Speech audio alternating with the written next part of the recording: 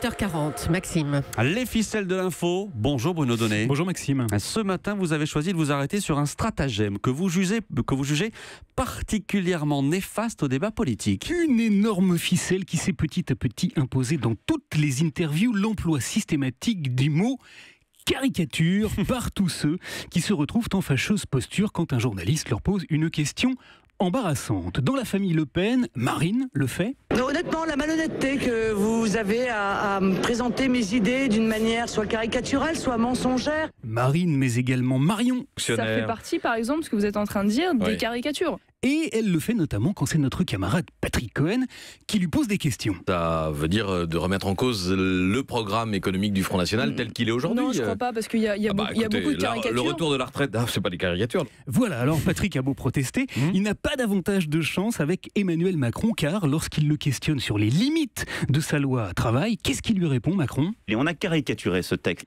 Caricature, comme tout le monde. Alors je connais, Maxime, votre scepticisme légendaire.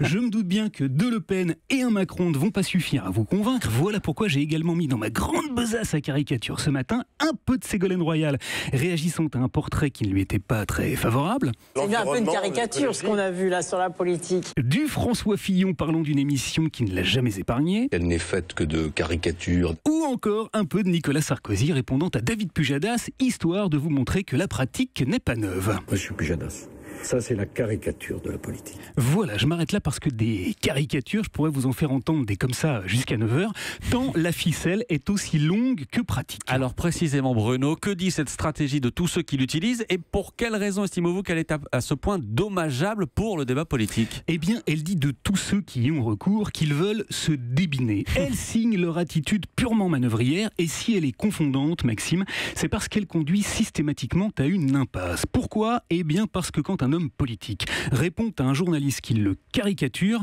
il n'y a plus le moindre débat possible. C'est exactement comme s'il le traitait d'abord de menteur, sans apporter le moindre argument, et de crétin, parce que comme vous le savez tous ici, la caricature, c'est l'inverse de la subtilité qui serait ainsi censée nous échapper. Je dis donc haro sur l'emploi du mot caricature, car comme le dit si bien Jean-Luc Mélenchon, un autre grand zélateur de la ficelle... Quand même, ne prenons pas trop les gens pour des imbéciles. Merci et bonne journée. Bonne journée Bruno Donnet.